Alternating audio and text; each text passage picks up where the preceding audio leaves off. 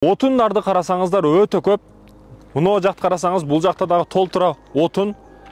Отундан көп нерсе жок. Мен бир нерсени айтайын деп атам. Урматтуу мекендешим, урматтуу жердештерим, урматтуу айылдаштарым, элибизде туура эмес кээ бир түшүнүктөр бар. Биринчиси, машинаны алдыга айдасаң, машинаны биринчи жүргүзүп туруп алдыга айдаш керек, себеби иштериң алдыга кетет, эгер андай кылбасаң ишиң аркага кетет деген түшүнүк бар. Машинаны ошон үчүн алдыга айдайт да. Бул туура эмес түшүнүк, туура эмес акыйда. Эгер чындап туура түз маселеде ишенип алсаң, бул күнөө маселесине чейин барат. Ал эми экинчиси мына отундар маселеси карасаңыз, отундар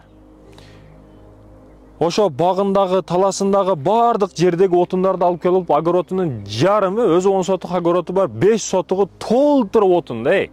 Же өзү жакпайт, же отунга муктаж бирөөгө бербейт. Ошол жерде чирип жок болуш керек да. Анан не дейт?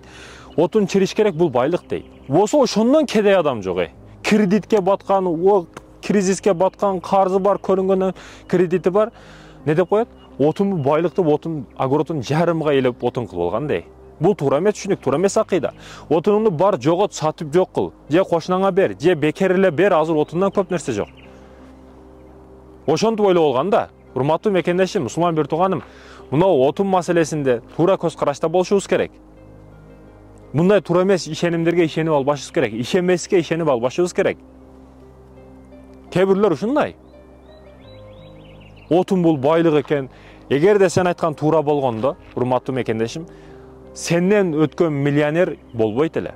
Биз ушу отунга, көрүнгөн эшекке, дагы бирдекелерге, ишенимдерге ишенип алып жүрө беребиз. А өнүккөндөр өнүгүп кетип атат. Бул отун айылдарда ошо чектелүү эле жерлерде. А байлардын бардыгы шаарларда, отун жакпайт, газ жагат. Алар неге кедей? Неге баянда? Ошондуктан кенен ойлонгонду билейли. Ичи тарлык кылбайлы. Сурасаң отунуңду бер, жоготпойсуң десең не дейт? Мен убагында ушундай кошуналардан отун сураганмын, мага берген эмес дейт. Ушул дагы сөз беми? Ал бербесе, сен дагы бербейм кошунага тең келип десең, анда сен андан не айырман калат? Анын ичи тар, сен да ичиң тар болот атпайбы? Сен ичиң кенен кыл. Сен бер.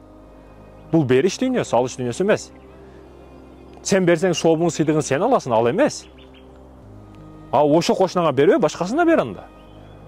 Ошондуктан, урматтуу мекендешим, мен ичим күйүп айткан нерсе, отунга бирөөсү кошунасы муктаж, огороддо той болуп атат, бирдекеси болуп атат, мааракеси болуп атат, отун таппай жүрөт. А кошунасы үйдө жарым огород отуну жатат. Же бербейт, же жок кылбайт, чирип жатат. Кедей. Ошо отунуңду жоготуп 5 шабдалы өрүгүн көчөтүн эгип кой, гиляс эгип кой, сатасың. Ошо акча эмеспи? Отунуң жөн эле эмес элеп турат. Отунду жогот, огородуң кичине кенен болот, жан үйүңдө кичине кенен эс аласың го, А отун ушунчалык жоголуп, катастрофа болуп, дүйнөлүк деңгээлде жоголуп кетип атса, отун анчалык кымбат деле нерсе эмес го, урматтуу мекендешим. Керек учурда бар сатып алсаң болот го. Россия мына бүт лес токой. Россия алыс эмес.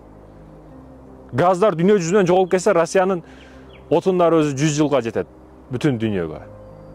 Айтайын дегеним, урматтуу мекендештерим, кенен ойлонгонду билишибиз керек. Мына отун дагы бирдеке деп ырым-жырымдарга ишенип алганбыз да.